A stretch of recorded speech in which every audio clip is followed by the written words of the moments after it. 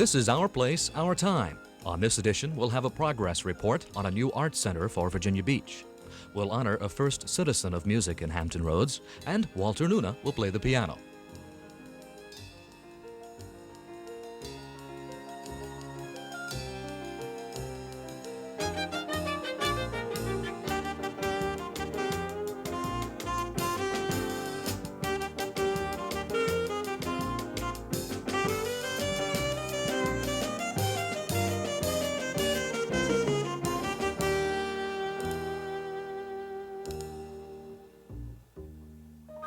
Here's your host, Vianne Webb. Some old friends and a new building for the arts will be among our subjects on this edition of the Cultural Magazine program for Hampton Roads. Welcome back to Our Place, Our Time. You perhaps know the Virginia Beach Arts Center best as the sponsor of the annual Boardwalk Art Show every summer, where as many as 250,000 people come to the beach to ogle art and each other. But the Arts Center has also long been an institution, though housed in a building far too small and out of date for its many programs. About 5 years ago, members and supporters embarked on a plan to build a new art center for Virginia Beach. They've not had an easy time. The building was supposed to open 2 years ago, and it looks as though it will still be another year before it does. We'll learn why and have a progress report on the new center when I talk with its executive director, Michael Marks. And we'll set the scene for our interview with a field report from Tempe Fisk. Tempe visited both the old Art Center building and the site of the new one.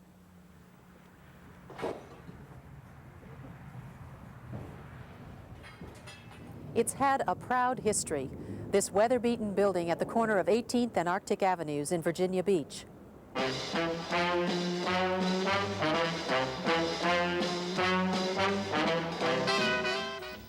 Built as a USO building for military personnel in the 40s, it served as a home away from home for traveling Army and Navy soldiers. Since 1952, it has served as the home of the Virginia Beach Arts Center, a non-collecting institution established to provide quality programming in the fine arts. The center emphasizes 20th century American visual arts and is the only institution in Hampton Roads to do so. The Arts Center also provides a studio school which stimulates the artisan with workshops in the studio arts.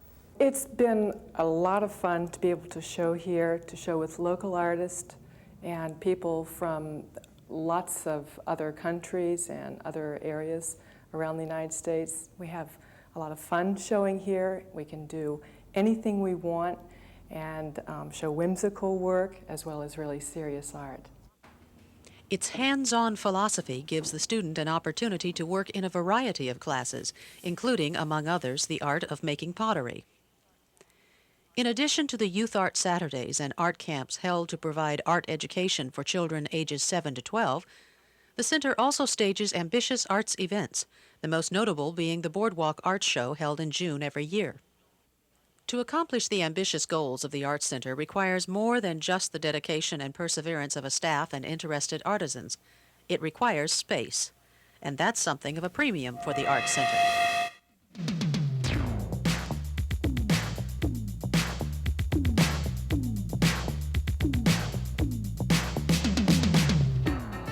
Exit 1952, enter 1989. Their campaign slogan, "We're making the beach an arts center." And construction crews have begun to do just that. The new 32,000 square foot building is being built on 12 acres of land on the north side of Toll Road, opposite the Virginia Beach Pavilion.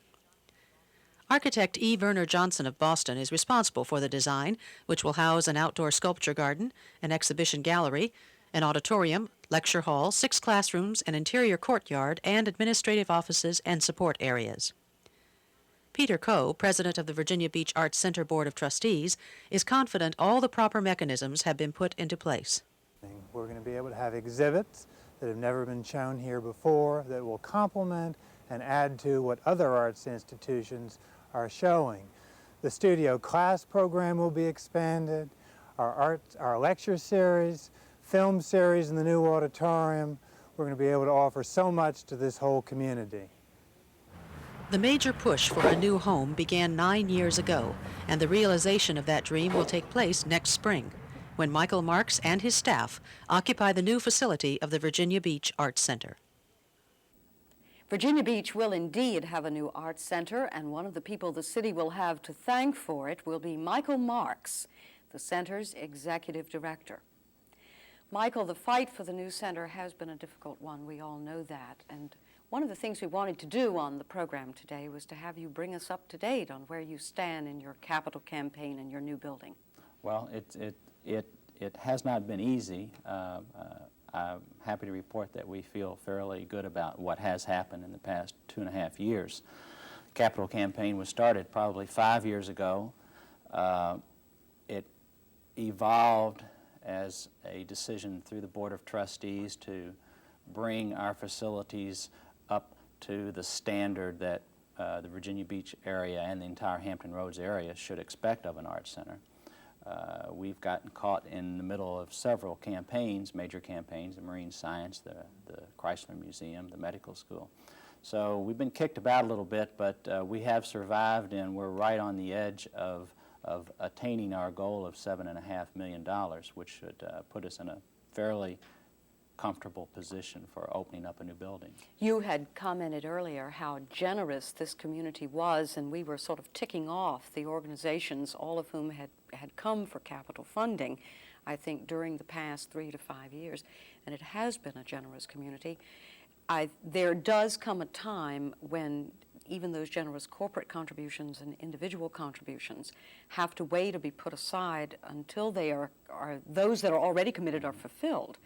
What's your backup position should you not get this last step, which is what, about $1.5 million? $1.5 million is what we're hopeful from the Commonwealth of Virginia in the next General Assembly.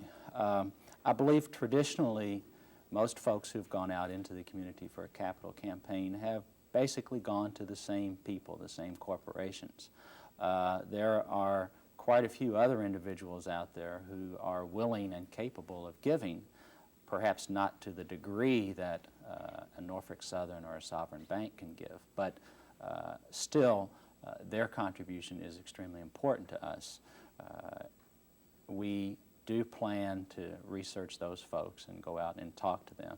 We also plan a public community-wide splash. We want to give everyone in this Hampton Roads area an opportunity to buy into the building. We want them to feel like it is their building.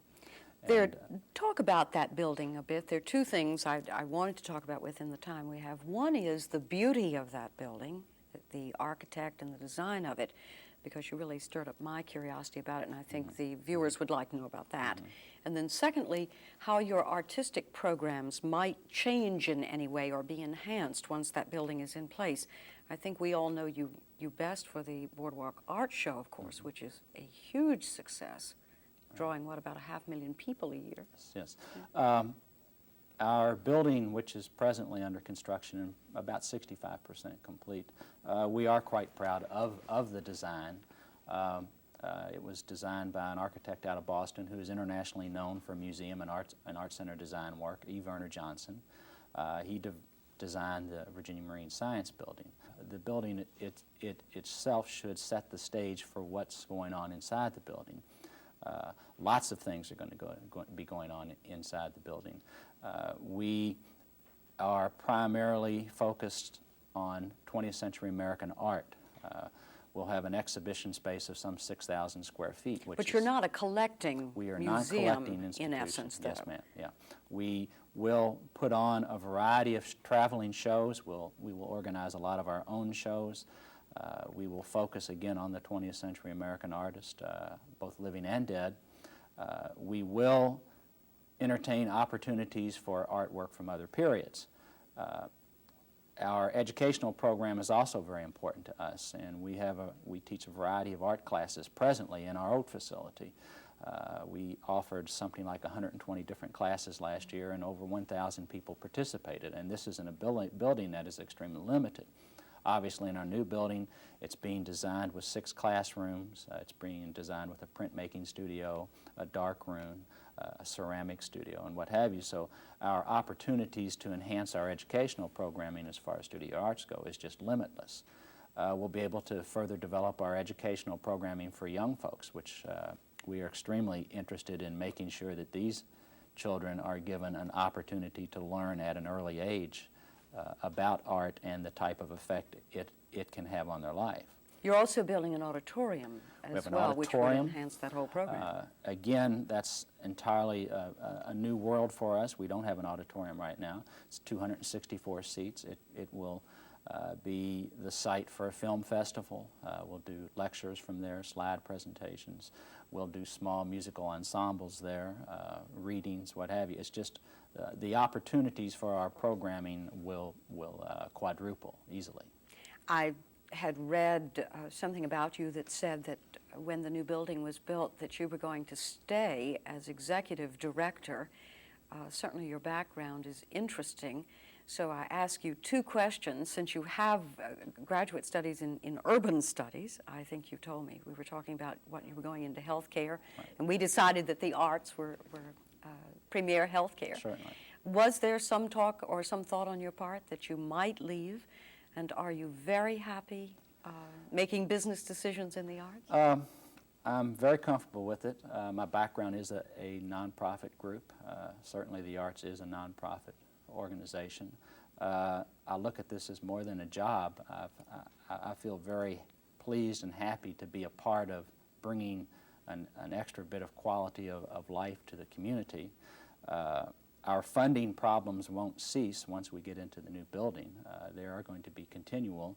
Our annual operating budget is probably going to go up towards $1 million, which is about 3 times as much as it is now. So those type of funding needs are always going to be there, and I'm very, very happy there, and I hope I can continue to work there for quite some time. Well, we'd like to thank you very much for being on the program with us, so we could follow your progress, and when that building's finished, I hope you'll come back and let us do another field piece on it. I'd be happy to. It will be a happy day when Virginia Beach has its new art center, and indeed we'll return to it on Our Place, Our Time. Every week on our program, we take a look at important events happening around Hampton Roads over the next few days. So mark your calendars with us. Here are our choices for this week.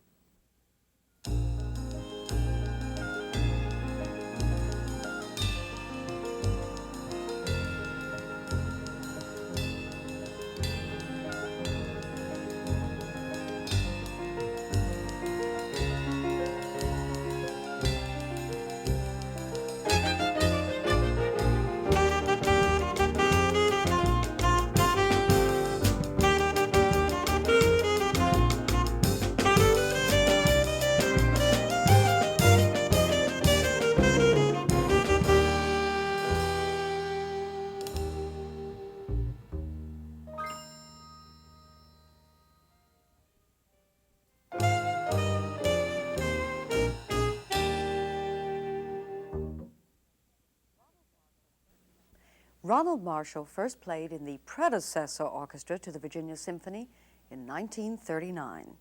He was 17 years old, and his mother, brother, and sister played in the orchestra with him.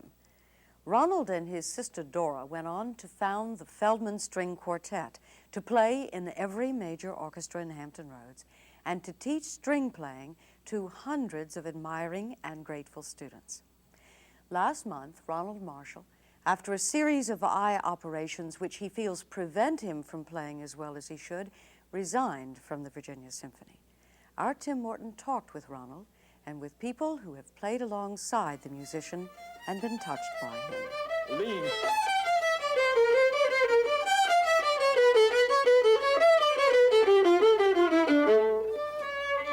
I don't like a lot of weaving around or anything like that when you play, but those are kind of musical gestures, and if you show it with your body language a little bit more, you will also remember to do it. It'll be a part of the piece then. Let's take from the beginning. Teaching means to me the method by which all art is taught and passed on from one generation to another. The personal one-on-one type of teaching, which is what I do, is the time-honored way of passing your skills on to another generation. Music is one of the great communications methods for all of mankind. It's first of all, and they say the cliche universal language, that certainly is true. There are others, but these performing arts are all the ways that people communicate their greatest insights and their most extravagant thoughts and their smallest thoughts to other people. I think you'll enjoy playing this one. You get the. It'd be nice if you had the violin part, not just the piano part, though, because it's easy to see. I'm looking through one of Ronald Marshall's scrapbooks, lovingly kept for him first by his mother and now by his wife, Lake, who is also a fine musician. Looking through it, one reviews 50 years of music history in Hampton Roads. For there have been few orchestras, chamber music groups, ballets, or opera companies Ronald Marshall hasn't made music for. I started playing at a time when I really don't remember the details, because there is a photograph of me holding a violin at the age of 3, and I'm certain that was a photograph before the fact, because I don't think I started quite then. But obviously from looking, at old programs, I see that I participated at the age of 5 in recitals of my mother, who was my first teacher, and on both piano and violin. The quartet makeup was myself on first violins, because I was oldest and here first, and I got, the honor. I took it. And my sister Dora was playing second violin. My brother, her twin, Richard, he now is called Arthur, but he was the cellist. And they were about 10 years old. I was about 14. My mother played viola, and we played quartets to learn to participate as a family in music, and sometimes the kids didn't always appreciate that, but then at a time when we got to be well enough advanced to really play some music, we found that we could get jobs playing for weddings and things like that, which made it a lot more palatable to the kids. I'm 4 years younger, and I have a twin brother, and the two of us were competitive to Ronald because he always seemed to have the drop on us. He would always come up with the freshest, newest ideas for games and activities other than music. But I looked up to him because of his intelligence and his ability to be a leader for us. I was 7.5 years old when we first went over to Mr. Feldman. Those initials stand for Israel Eddie. His friends all call him Eddie Feldman. This man came to Norfolk in the World War I days as the Navy's youngest bandmaster. He was almost a Wunderkind as a young violinist, born in Philadelphia. Went to New York to study with Franz Kneisel, who was a great German violinist and headed the Kneisel Quartet, which was one of the pioneers in that field and one of the best who ever played. And he studied at what is now Juilliard and was brought here by the Navy and decided to stay in Norfolk and teach was what he desired to do. And so this place, which was out of the way of the mainstream of culture, certainly in those days, was blessed by having one of the great violin teachers. Feldman was a inspiring teacher, and he was great with kids. He was great with everybody, but his ability to analyze and personalize every lesson for every student is the thing that you look for in good teachers. This is in the form of a rondo, a gavotte in form of a rondo, which means, do you know what that means? No. A rondo is like a Dagwood sandwich, meat, bread, cheese, bread, tomatoes, bread. The bread is dum bum ba da da dum da da da dee da dee da da dum. That's the filler, meat or cheese or something like that. And you always have bread in between each of those things. The first orchestra experience I had was with what became the Peninsula Symphony, and it was called the Peninsula Orchestra or Philharmonic or something at that time. It was started by one of Feldman's great students, Howard Boatwright, the violinist, and he was several years older than I was. I think I was approximately 13 when I first looked at an orchestra piece and attempted to play it.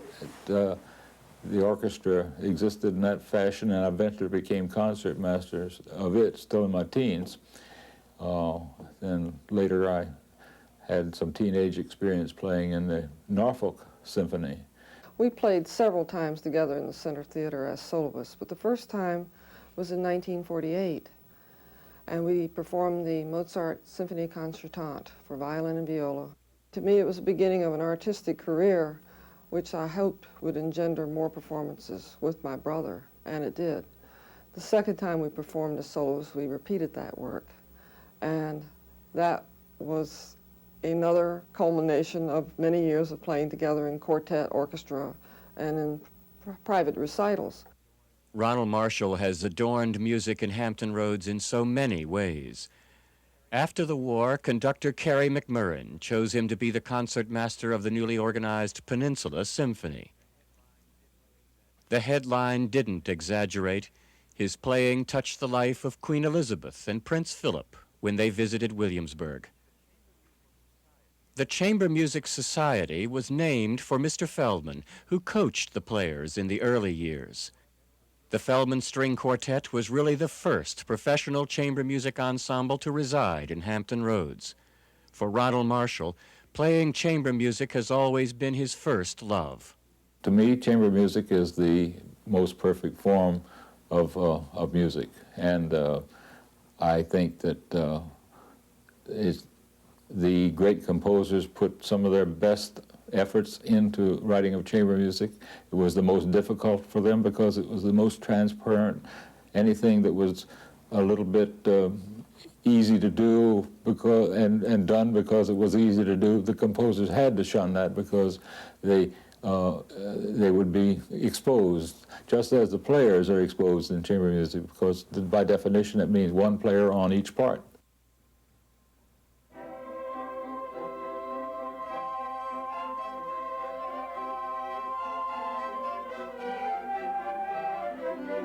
Player, teacher, composer, and conductor.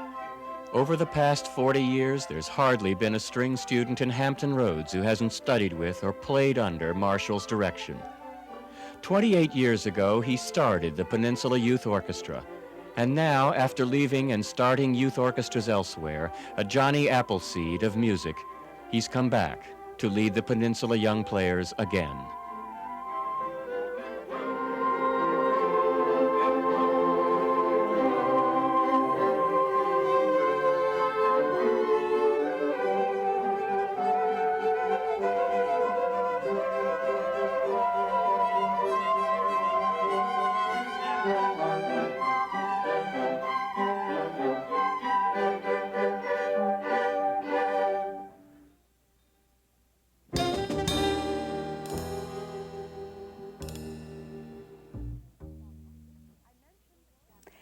I mentioned that on this program we have some old friends.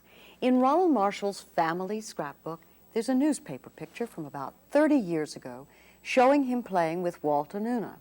Today we know Walter best as the conductor of the Virginia Beach Pops Orchestra, and his career is expanding into ever wider circles as the guest conductor of major pops orchestras around this country and in Canada. Walter will perform for us at our Steinway.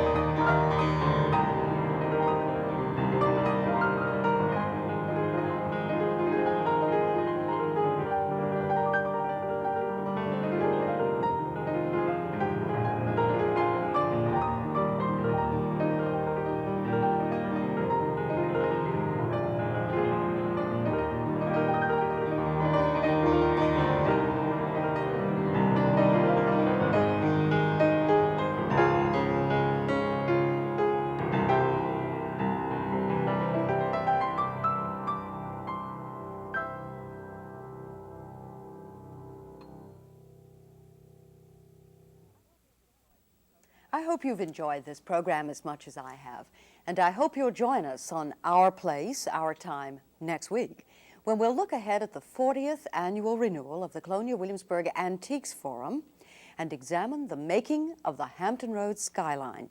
Thanks for watching.